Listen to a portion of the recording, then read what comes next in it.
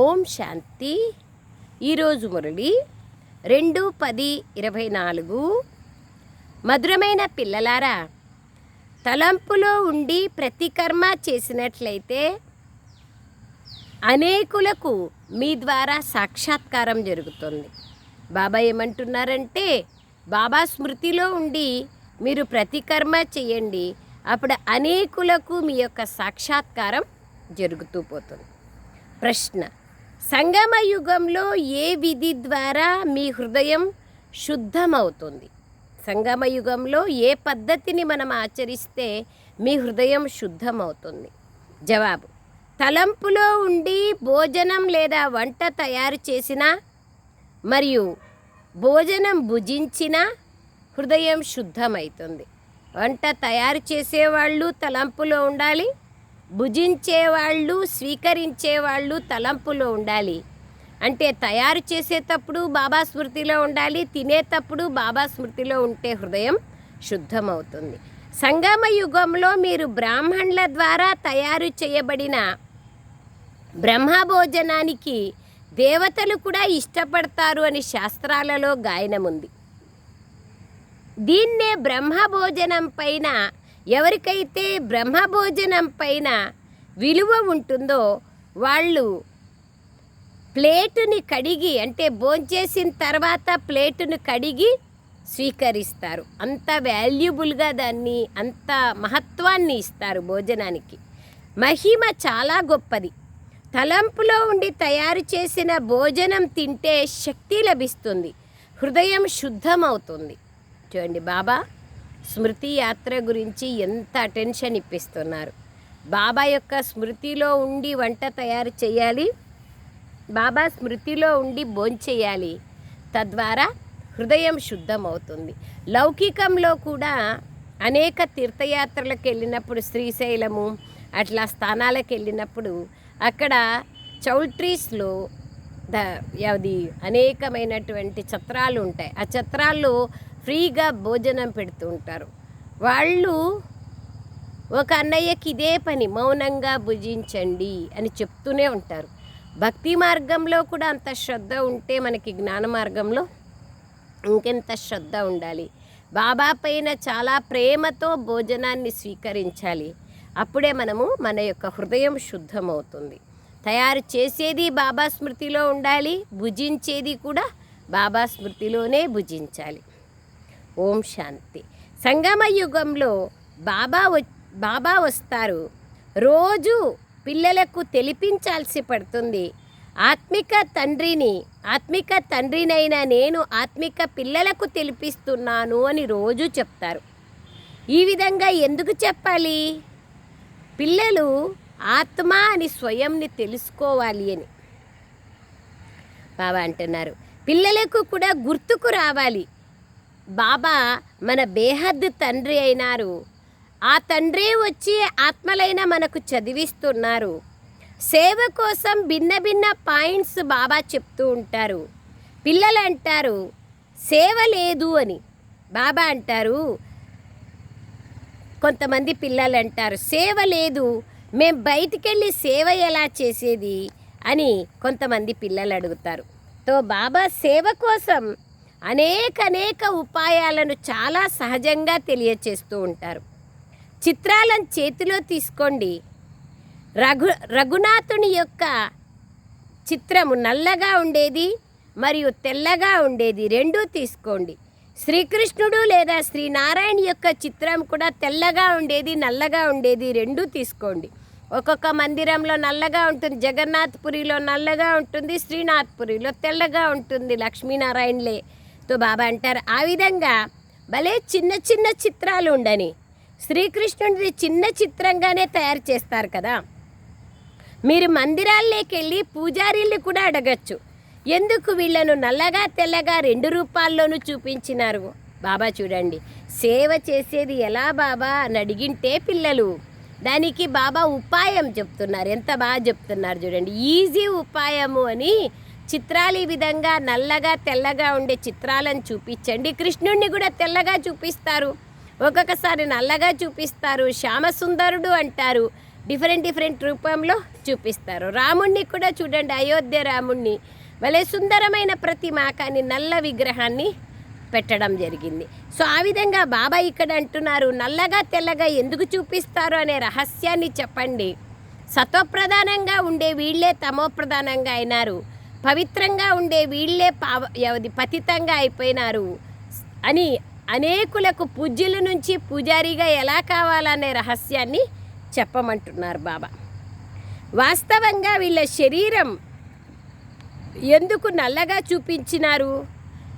ఆత్మ నల్లగా అవుతుంది, తద్వారా శరీరం కూడా నల్లగా చూపిస్తారు. ఆత్మని చూపించలేరు కదా, శరీరమే కనిపించేది.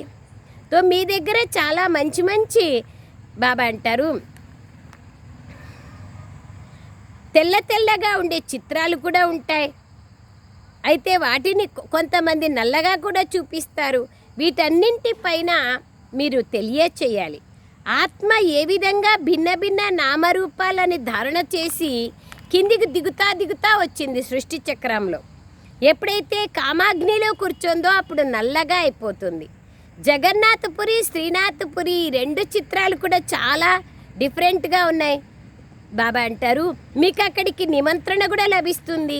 చెప్పండి, మేము శ్రీనాథుని యొక్క 84 జన్మల కథను చెప్తాము అని. లక్ష్మీనారాయణలే కదా శ్రీనాథ్ ద్వారాలో. తో బాబా అంటారు, వాళ్ళ జీవన చరిత్ర 84 జన్మల జీవన చరిత్ర చెప్తాము అని చెప్పండి. అన్నయ్యలారా, అక్కయ్యలారా వచ్చి వినండి అని ఈ విధంగా భాషణం ఎవరూ చేయడం లేదు అంటున్నారు బాబా. సేవ ఎలా చేయాలి బాబా అనే దానికి బాబా ఎంత సవివరంగా చెప్తున్నారు చూడండి. మీరు తెలిపించగలరు వీళ్ళ చిత్రాలను నల్లగా ఎందుకు తయారు చేసినారు? వీళ్ళే పావనంగా ఉన్నవారు పతితమైపోయినారు. దేవతలు వామ మార్గంలో పోయిన చిత్రాలనే నల్లగా చూపిస్తారు. కామాగ్నిలో ఉన్నప్పుడు అది ఇనుము సమానంగా అయిపోతారు. ఇనుము సమానం అంటే నల్లగా చూపిస్తారు, బంగారు సమానం అంటే తెల్లగా చూపిస్తారు. వీళ్ళే అంటే లక్ష్మీనారాయణలే, సీతారాములే, లక్ష్మీనారాయణలే 84 జన్మలు తీసుకొని పతితులైపోయినారు. నిచ్చెన చిత్రము మీ చేతిలో ఉండాలి. నిచ్చెన చిత్రం చాలా పెద్దగా ఉండాలి. ఎవరైనా దూరం నుంచి చూస్తూనే బాగా తెలుసుకోగలగాలి. ఏంది ఇది చిత్రం విచిత్రంగా ఉందే? నిచ్చెన చిత్రం చాలా విచిత్రంగా ఉంటుంది కదా. కిందికి దిగేది భారతదేశం యొక్క ఉత్థానం పతనం అని రాయబడి ఉంటుంది. 84 జన్మల జీవన చరిత్ర అని చెప్పి దాంట్లో చాలా మంచిగా ఎట్లా మనం కింది దిగుతూ వచ్చినామనే విషయం ఉంటుంది. తో బాబా అంటున్నారు, దూరం నుంచినే చూసి అర్థం చేసుకోవాలా, మరియు మీరు తెలిపించాలా భారతదేశం యొక్క గతి ఏ విధంగా అయిపోయింది, ఎంత ఉత్థానంగా ఉన్న భారతదేశం ఎంత పతనంగా అయిపోయింది. పిల్లలకు సేవ చేసే అభిలాష ఉండాల, తెలిపించేటువంటి పద్ధతి కూడా రావాలా. ఈ సృష్టి చక్రం ఎంత బాగుంది. బంగారు యుగం నుంచి వెండి యుగంగా, వెండి యుగం నుంచి రాగి యుగంగా, రాగి యుగం నుంచి ఇనుము యుగంగా ఎట్లా మారింది. ఇప్పుడు వజ్ర సమానమైన పురుషోత్తమ సంగమ యుగం కూడా వచ్చింది.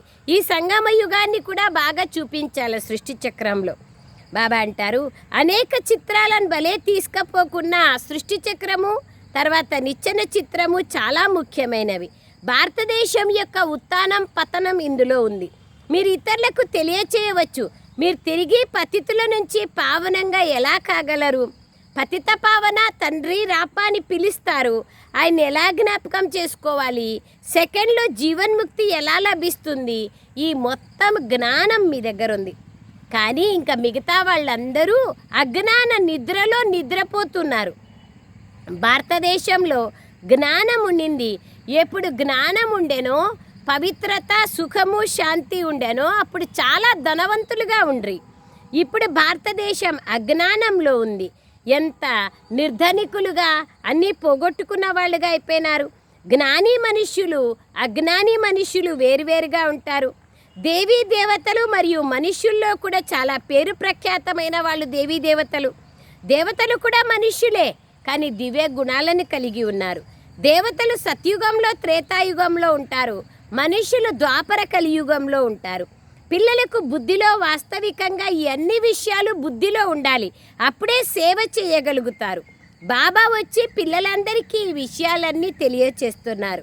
నిచ్చెన చిత్రం గురించి చాలా బాగుంది.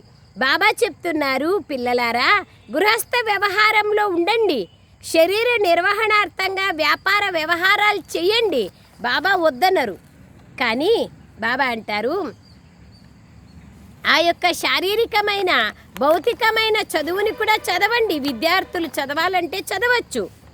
కానీ సమయం దొరికితే సేవ కోసం ఆలోచనలు చేస్తూ ఉండండి. ఎలా ఇతరుల కళ్యాణం చేయాలి అనే ఆలోచనలే మీకు రావాలి. ఇక్కడ చాలామంది పిల్లల కళ్యాణం కూడా చేయొచ్చు. అయితే బాబా అంటున్నారు, ఇక్కడ బాబా దగ్గరికి మురళి వినడానికే వస్తారు. అందులోనూ చెప్తారు, మురళీలోనే మాయా లేదా ఇంద్రజాలం ఉంది అని చెప్తారు. గాయనం కూడా ఉంది. మురళి మీ యొక్క మహావాక్యాలలోనే చాలా ఇంద్రజాలం ఉంది. కృష్ణుని యొక్క పిల్లన గ్రోవిని అక్కడ చూపించినారు. బాబా అంటారు, మీ నోటి ద్వారా మురళి అనేది వాయిద్యం వాగుతూ ఉంటుంది. ఇందులోనే జాదూ ఉంది, ఇంద్రజాలం ఉంది. మనుష్యుల నుంచి దేవతలుగా చేసే ఇంద్రజాలం ఉంది. ఇలాంటి ఇంద్రజాలికులు ఈ ప్రపంచంలో బాబా తప్ప ఎవ్వరూ లేరు. గాయనం కూడా ఉంది. మనుష్యుల నుండి దేవతలుగా అనేక మార్లు చేసినారు అని. అనేక మార్లు అంటే ఏమర్థం అనేది కూడా ఎవరికీ తెలియదు. ఈ పాత ప్రపంచం కొత్త ప్రపంచంగా తప్పక కావాలి. పాత ప్రపంచం వినాశం కూడా ఖచ్చితంగా కావాలి. ఈ సమయంలో మీరు రాజయోగాన్ని నేర్చుకుని రాజులుగా అవుతున్నారు. ఇప్పుడు పిల్లలైన మీరు తెలుసుకున్నారు, 84 జన్మల తర్వాత తిరిగి మొదటి జన్మలేకి వెళ్తామని. ప్రపంచ చరిత్ర భూగోళాలు పునరావృత్తి అవుతాయి. ఏ విధంగా రాత్రింబవళ్ళు, తర్వాత వారానికి 7 రోజులు, నెలకు 30 రోజులు, సంవత్సరానికి 12 నెలలు, రాత్రి పగలికి 12 గంటలు ఏ విధంగా రిపీట్ అవుతుందో ఆ విధంగా ఈ సృష్టి చక్రం కూడా యాజ్ ఇట్ ఈస్ రిపీట్ అవుతుంది. ఇందులో ఎవరు ఎందుకు రేపు బుధవారం ఎందుకు రావాలా, గురువారం ఎందుకు రావాలా అని అడిగే ప్రశ్న లేదు. అందుకే బాబా అంటున్నారు, చరిత్ర భూగోళాలు పునరావృతమవుతాయి. సత్య త్రేతాయుగం ఏదైతే గడిచిపోయిందో అది తిరిగి రిపీట్ తప్పకుండా అవుతుంది. మీరు ఇక్కడ కూర్చున్నారు, అయితే బుద్ధిలో ఎన్ని విషయాలు ధారణ చేయాలి. మేమిప్పుడు వాపస్ ఇంటికి వెళ్ళాలి, సత్వప్రధానంగా దేవీ దేవతలుగా కావాలి అని మీరు జ్ఞాపకం కూడా చేసుకోవాలి. తో బాబా అంటున్నారు, సత్వప్రధానమైనటువంటి దేవీ దేవతల్ని దేవతలోని పిలవడం జరుగుతుంది. మనుష్యుల్లో ఇప్పుడు దివ్య గుణాలు లేవు. బాబా అంటున్నారు, మీరు ఎక్కడ సేవ చెయ్యొచ్చు. బాబా అంటున్నారు, సేవ మీరు ఎంతైనా సేవ చెయ్యొచ్చు, ఎక్కడికైనా వెళ్ళి సేవ చెయ్యొచ్చు. కానీ వ్యాపార వ్యవహారాలలో, గృహస్థ వ్యవహారంలో ఉంటూ కూడా మీరు ఈ ఆదాయాన్ని జమ చేసుకోవచ్చు. ముఖ్యమైన విషయం ఏమి అంటే పవిత్రత. బాబా అంటారు, పవిత్రత ద్వారానే శాంతి మరియు సంపద అనేది లభిస్తుంది. మీరు కంప్లీట్ పవిత్రంగా అయిపోయినారు అంటే మీరు ఇక్కడ ఉండరు. ఎందుకంటే మీరు శాంతిధామానికి వెళ్ళిపోతారు. ఆత్మ పవిత్రంగా అయిపోయింది అంటే ఈ పాత శరీరంలో ఉండడానికి వీల్లేదు. బాబా అంటున్నారు, ఇది ఇన్సూరెన్స్ అయింది, ఇన్సూర్ చేసిన ఇంప్యూర్ అయిపోయింది అంటే అపవిత్రమైపోయింది. పంచతత్వాలు కూడా అపవిత్రమైపోయినాయి. అందుకే శరీరం కూడా అపవిత్రమైనదే లభిస్తుంది.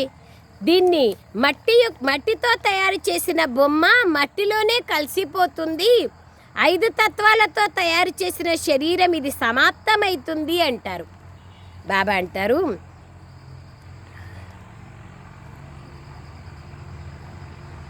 శరీరం మారుతూ ఉంటుంది, కానీ ఆత్మ అయితే ఒక్కటే ఉంటుంది. ఆత్మ తయారయ్యే వస్తువేం కాదు.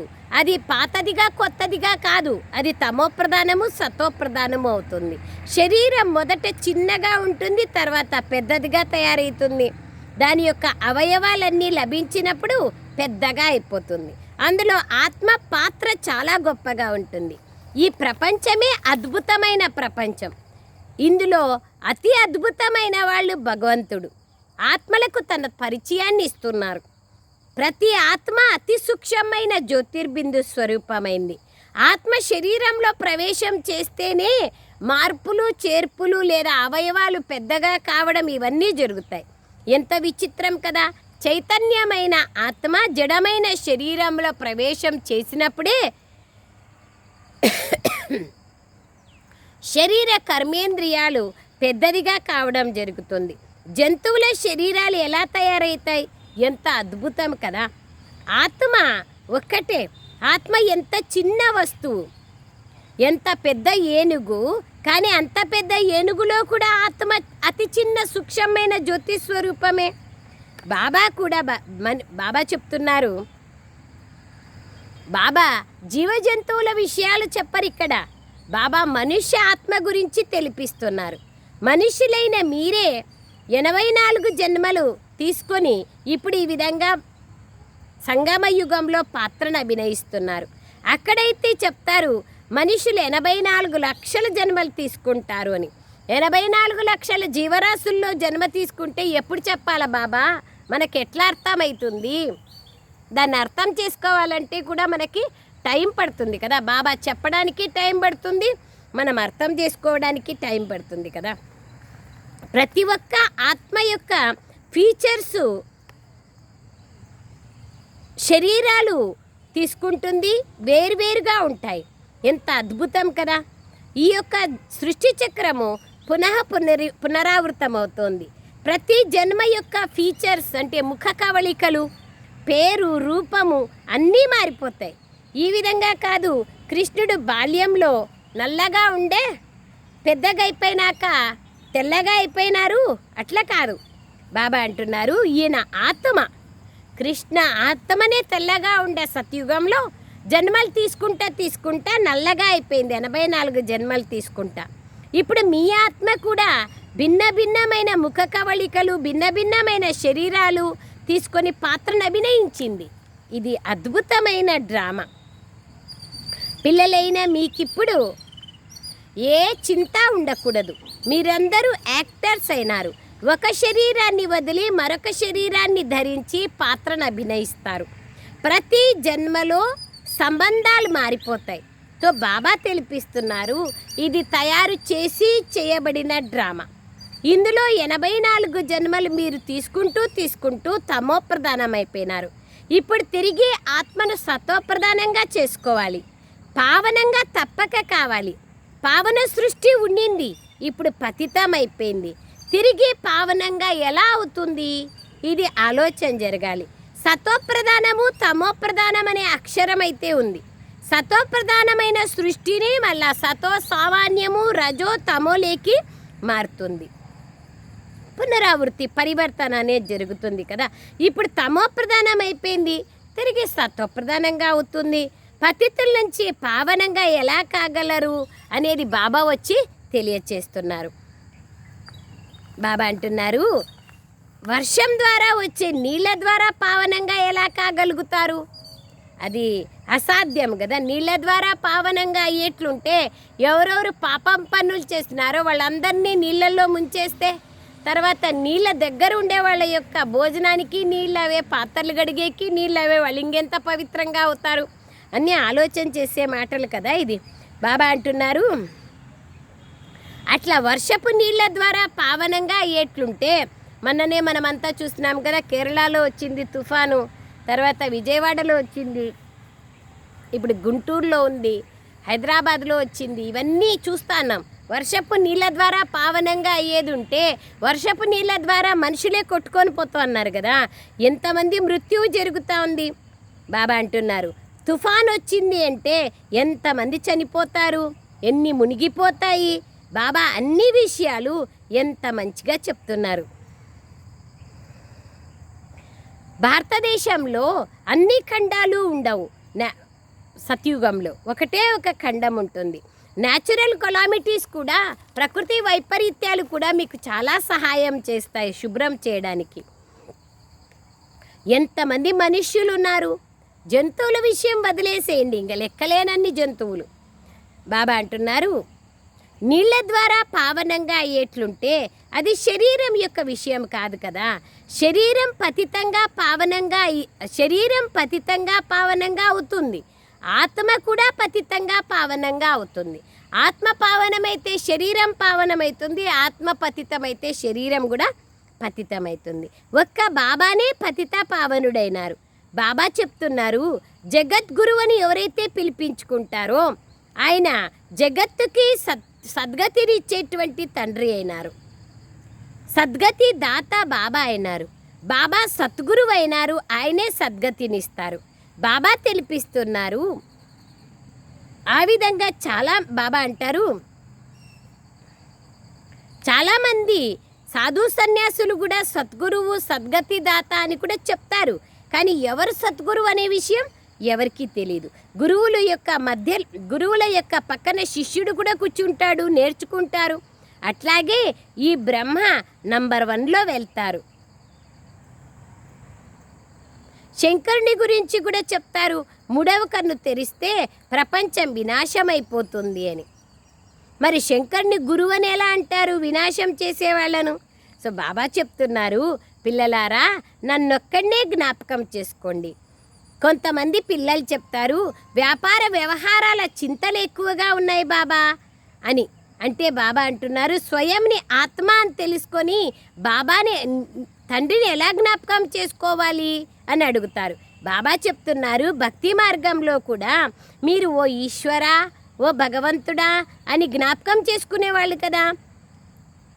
బాబా అంటారు, ఎప్పుడు జ్ఞాపకం చేసుకుంటారు అంటే అందరూ దుఃఖం ఎప్పుడు వస్తుందో అప్పుడు జ్ఞాపకం చేసుకుంటారు.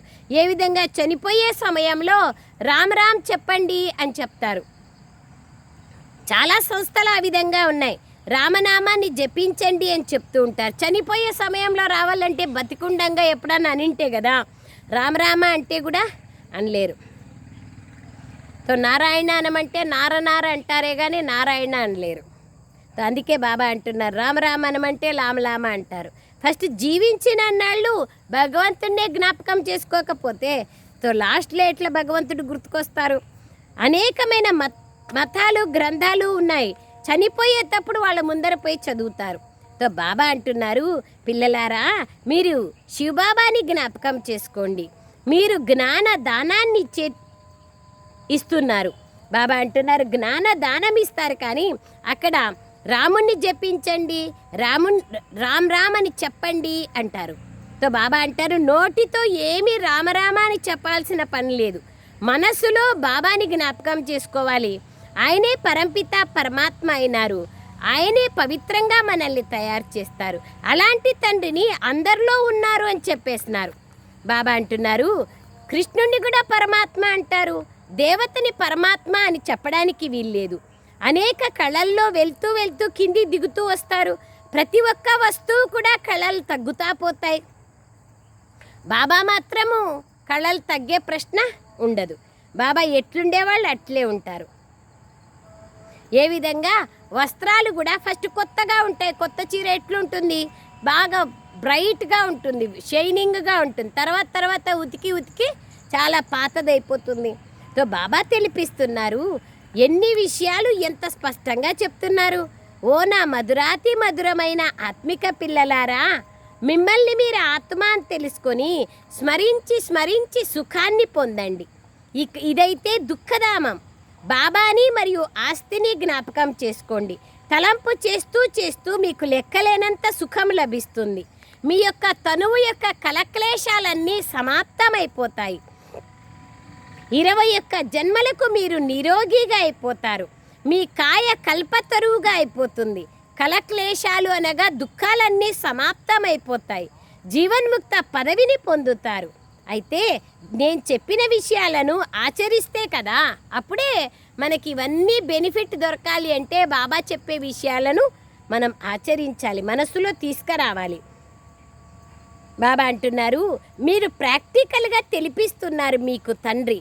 బాబా చెప్తున్నారు,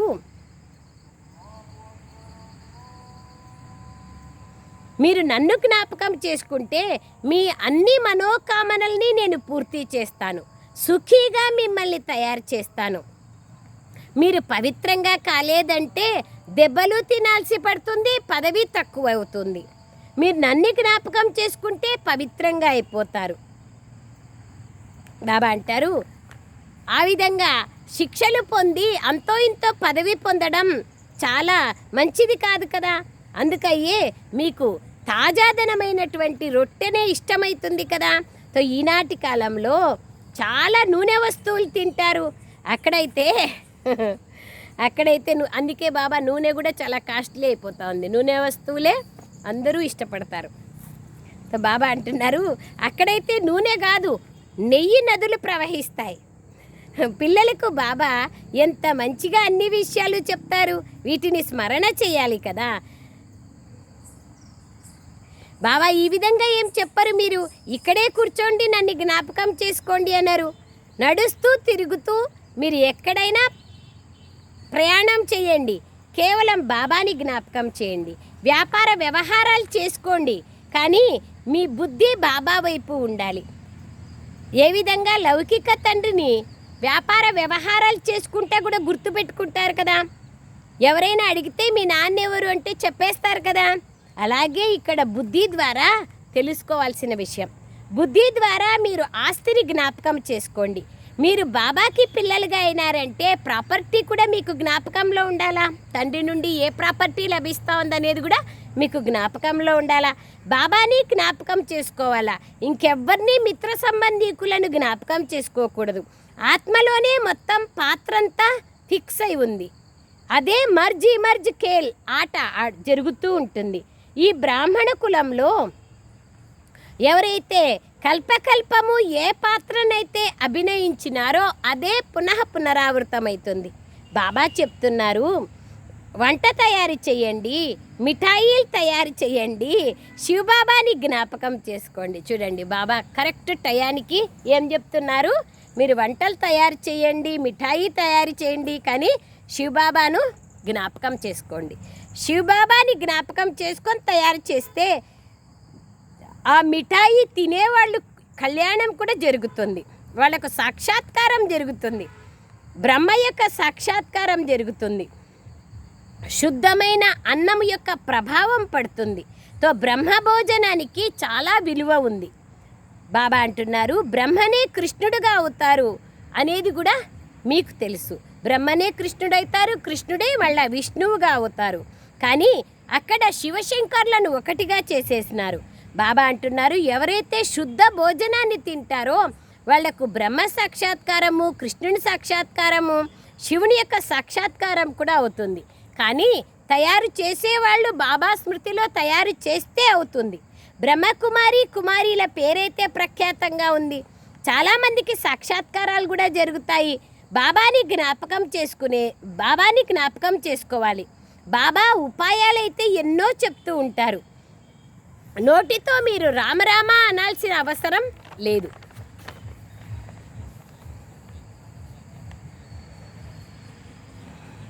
నోటితో ఏమీ చెప్పాల్సిన అవసరం లేదు. వాళ్ళైతే గురునానక్కి నైవేద్యం చేసినప్పుడు నోటికి బట్ట కట్టుకునేస్తారు. సిక్కు ధర్మస్తులంతే, జైనులంతే, అందరంతే. ఎందుకంటే మనం మాట్లాడుతున్నామంటే నైవేద్యం తయారు చేసినప్పుడు మన నోట్లో ఉండేటువంటి అనేక ఎంగిలి ఏదైనా దాంట్లో పడుతుందేమో అని భావించి వాళ్ళు నైవేద్యం చేసినప్పుడు చాలా శుభ్రంగా చేస్తారు. శివబాబాని తలంపు చేయండి, అప్పుడే అనేకుల కళ్యాణం జరుగుతుంది. ఆ భోజనంలో శక్తి కూడా లభిస్తుంది. అందువలన బాబా భోజనాన్ని తయారు చేసేటప్పుడు శివబాబాని జ్ఞాపకం చేసుకుంటున్నారా అని అడిగేవాళ్ళు. అక్కడ రాయాలి కూడా, శివబాబా గుర్తున్నారా అని. తలంపులో ఉండి మీరు వంట తయారు చేసినా భోంచేసినా మీ హృదయం శుద్ధమవుతుంది. బ్రహ్మ భోజనం యొక్క గాయనం చాలా గొప్పది. బ్రాహ్మణులు తయారు చేసిన బ్రహ్మ భోజనం దేవతలు కూడా ఇష్టపడతారు. ఇది శాస్త్రాల్లో కూడా ఉంది. బ్రాహ్మణుల యొక్క భోజనం తయారైన భోజనం ద్వారా బుద్ధి శుద్ధమవుతుంది, శక్తి లభిస్తుంది. బ్రహ్మ భోజనం యొక్క మహిమ అపారమైనది. బ్రహ్మ భోజనంకి చాలా విలువనివ్వాలి. బాబా ఏమంటున్నారు చూడండి, ప్లేట్ కడుక్కొని కూడా నీళ్ళు తాగాలి. బ్రహ్మ భోజనం అంటే అంత వాల్యూ ఉండాలి. పళ్ళెం కడుక్కొని కూడా నీళ్ళు తాగాలి. ఒక కాలంలో ప్లేట్ కడుక్కొని భోంచేసినాక నీళ్ళు తాగేసేవాళ్ళు. చాలా బాబా అంటారు, చాలా ఉన్నతంగా బాబా తెలిపిస్తున్నారు. భోజనం లేకుండా అయితే ఎవరూ ఉండలేరు. ఎప్పుడైతే అకాలం వస్తుందో అప్పుడైతే భోజనం తినడానికి కూడా దొరకదు. ఇప్పుడు ఆత్మ యొక్క భోజనం అయితే ఖాళీ అయిపోయింది. ఆత్మ ఈ ఆర్గాన్స్ ద్వారా భోజనాన్ని రుచి చూస్తుంది లేదా వాసన చూస్తుంది. అచ్చా, బాగుందా బాగలేదా, మంచిగా ఉందా చెడుగా ఉందా అనేది కూడా ఆత్మ శరీరంలో ఉంటేనే వాసన రుచి చూడగలుగుతుంది. బాబా అంటున్నారు ఇది బాగుంది, ఇది బాగలేదు, ఇలా ఉంది అని చెప్పగలుగుతుంది. ఆత్మ శరీరంలో ఉంటేనే ఇవన్నీ ఫీలింగ్స్ ఉంటుంది. ఇది చాలా శక్తిశాలిగా ఉంది, ఇది చాలా బాగుంది అని చెప్పగలుగుతుంది. బాబా అంటున్నారు మీ ఉన్నతి జరగాలంటే బాబా అంటారు మీరు భోజనాన్ని బాబా స్మృతిలో భోంచేయాలి, బాబా స్మృతిలో తయారు చేయాలి. అప్పుడే మీ హృదయం శుద్ధమవుతుంది, మీ బుద్ధి శుద్ధమవుతుంది, మరియు పవిత్రంగా ఆత్మ తయారవుతూ పోతుంది. బాబా అంటున్నారు మీరు పుట్టినింటి నుండి అత్తగారింటికి వెళ్తున్నారు వయా సూక్ష్మవతనం.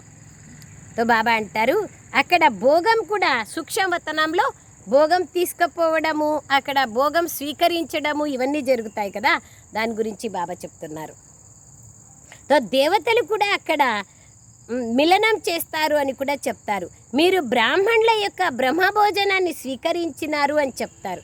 అచ్చా मीठे मीठे सिखलदे बच्चों प्रति मात पिता बाप दादा का याद प्यार और गुड मॉर्निंग. रूहानी बाप की रूहानी बच्चों को नमस्ते.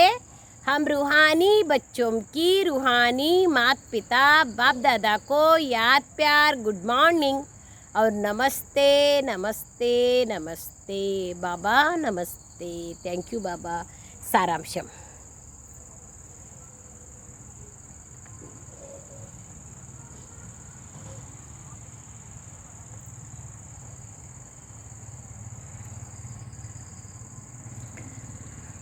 బాబా స్మృతిలో మీరు తయారు చేయాలి వంటని, భోజనాన్ని వండాలి మరియు బాబా స్మృతిలో తినాలి. తద్వారా మీ యొక్క బుద్ధి హృదయము స్వచ్ఛమైపోతుంది.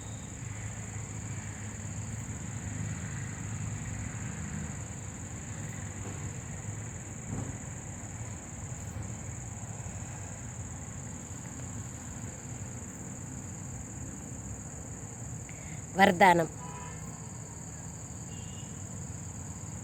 స్వార్థము, ఈర్ష్య మరియు చూపించుకునేది ఈ అన్నింటి నుంచి ముక్తులయ్యే వాళ్ళే క్రోధముక్తులుగా కాగలరు. స్లోగన్.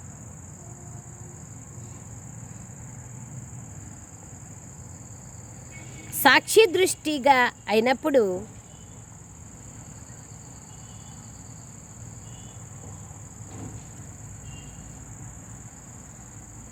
సాక్షి దృష్టిగా కావాలి.